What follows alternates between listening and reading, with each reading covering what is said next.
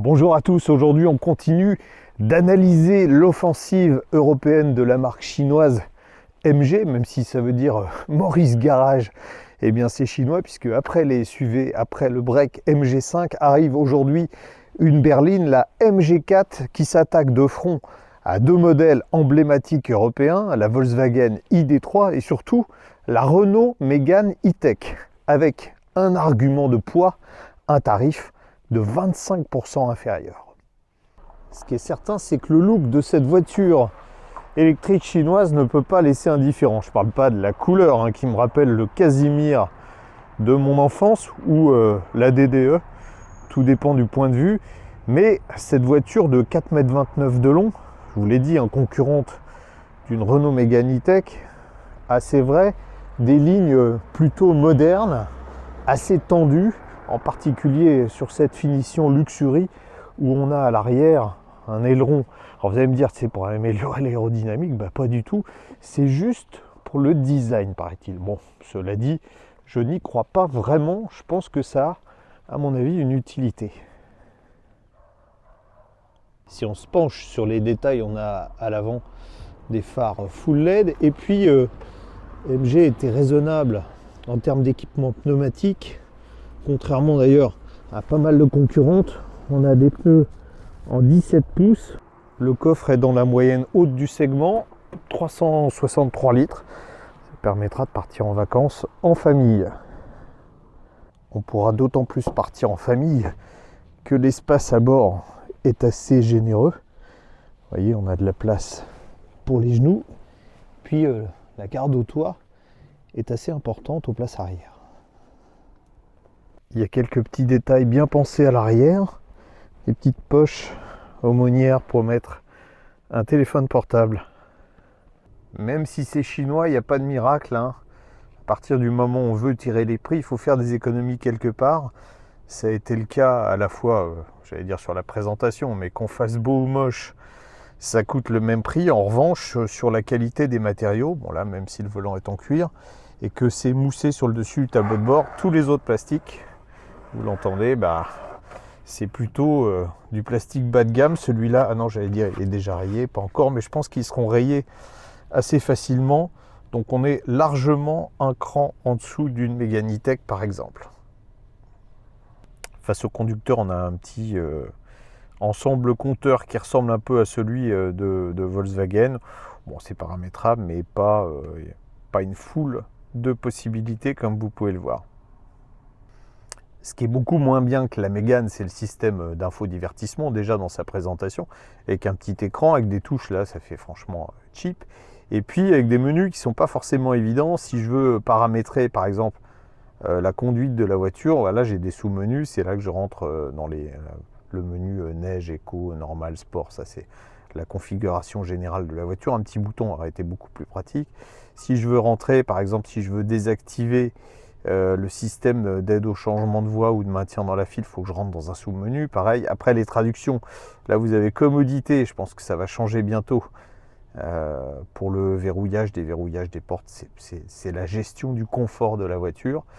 Vous voyez, c'est pas pratique, et c'est pas très réactif non plus.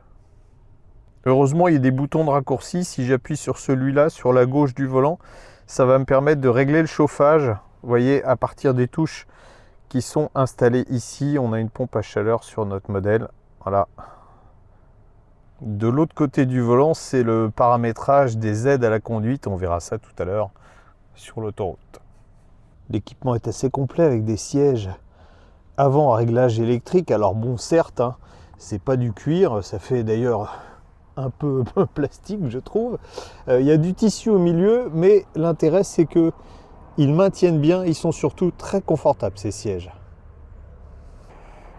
Je vous ai soulevé le capot, mais il n'y a rien à voir parce que le moteur électrique se trouve à l'arrière. C'est une plateforme dédiée 100% véhicule électrique totalement nouvelle, qui permettra d'ailleurs d'avoir deux moteurs, donc 4 roues motrices, qui intègre une batterie qui fait partie des plus fines. C'est la Renault Mégane E-Tech qui avait le record 11 cm d'épaisseur. Eh bien, elle égale ce record, cette voiture, sur cette version Luxury qui peut être considérée comme le haut de gamme. On a une puissance de 204 chevaux. C'est un moteur à aimant permanent. Ça change de la MG5 qui était un rotor bobiné. Donc là, on utilisera des terres rares. Et puis, ce qui est intéressant aussi, c'est de noter qu'entre la version de base et ce modèle plus haut de gamme de la MG4, on n'a pas la même technologie de batterie.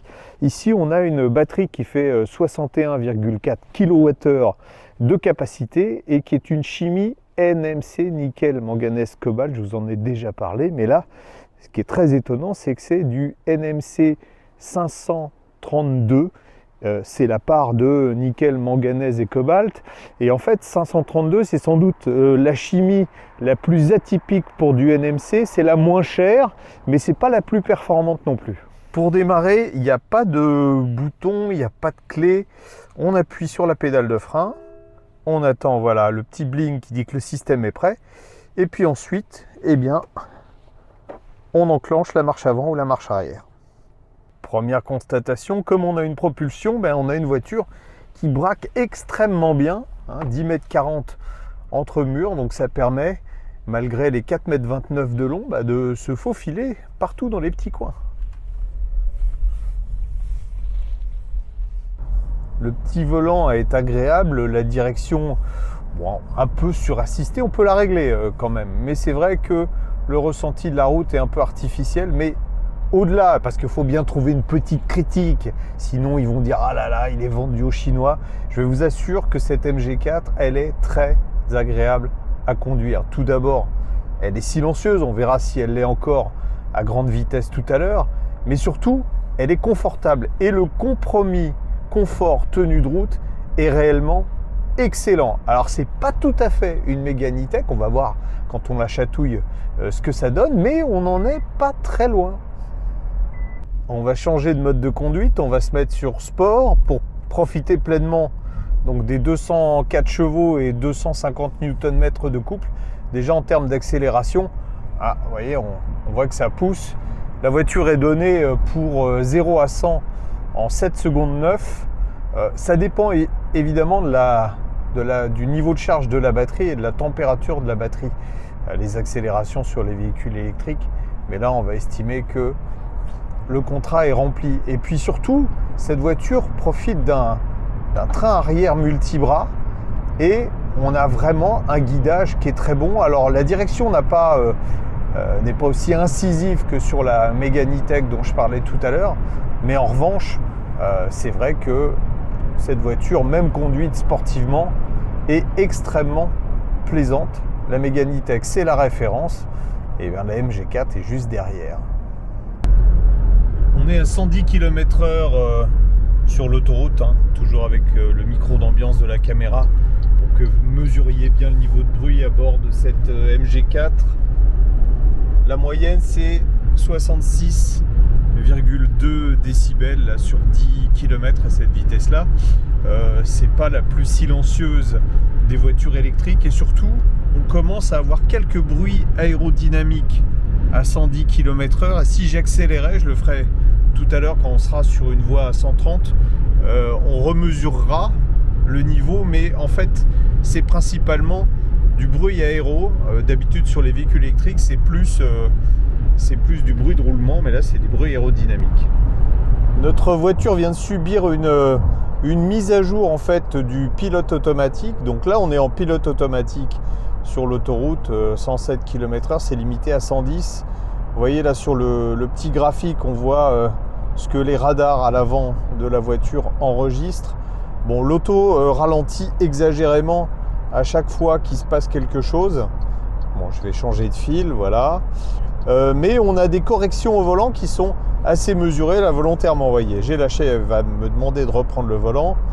On est en légère courbe. Ah bah voilà, bon, démonstration qu'il y a encore pas mal de boulot à faire puisqu'on a changé de fil alors que j'avais rien demandé. Illustration de ce que je vous disais tout à l'heure, on est à 130 km/h et là on a un niveau sonore donc qui est monté. Bon, rien de catastrophique, on est à 67,4 décibels en moyenne. Et puis, alors ça par contre c'est plus positif, on a une consommation pour le moment sur l'autoroute avec du chauffage, parce qu'il faut préciser qu'il ne fait que 3 degrés à l'extérieur. Vous voyez, c'est indiqué là. Donc on a du chauffage, une pompe à chaleur sur la voiture et on est à une consommation là sur l'autoroute de 24,5 kWh au 100 km. C'est pas mal. On va dire que c'est dans les clous d'un véhicule de cette catégorie. Voilà, il nous reste 20% de batterie. C'est l'occasion de faire un point sur la conso. Là, on est en ville, mais on a fait pas mal d'autoroutes à 130. On a fait de la route, on a fait de la ville. Et on est à une consommation moyenne de 18,9 kWh au 100 km.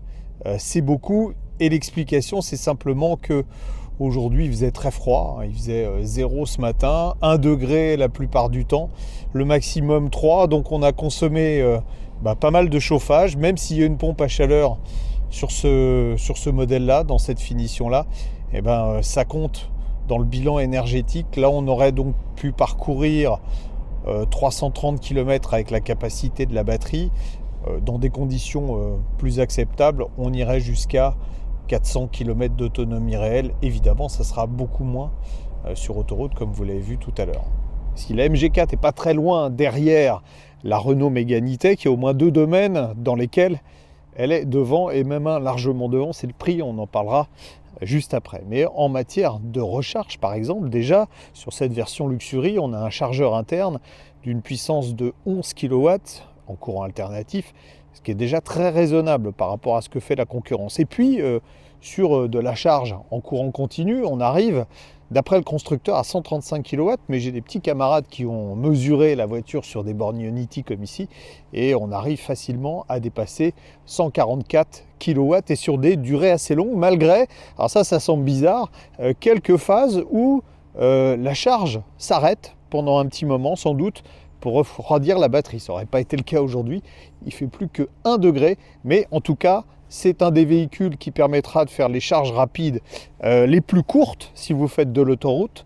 On peut réellement obtenir jusqu'à 80% de la charge en partant de 10% en moins de 30 minutes. La conclusion de cet SL pourrait se résumer en un seul chiffre, 34 990 €. C'est le prix de cette MG4 dans la finition haute avec la grosse batterie. Si vous retirez les 6 000 € de bonus écologique, on est même moins cher qu'une berline équivalente thermique. C'est pour vous dire si les Chinois vont être dangereux. Alors elle a des défauts, certes, cette MG4. En particulier, elle aurait pu avoir une finition un peu meilleure que ça, et surtout ce que j'appelle l'interface homme-machine, un peu plus intuitive. Mais ces défauts, avec le tarif qu'elle a, on lui pardonne. Et puis on lui pardonne surtout quand on se met au volant. Parce que si la Mégane E-Tech a été pour moi une révélation, cette MG4 n'en est pas très loin. Et ça, permettez-moi cette blague douteuse, orange au désespoir.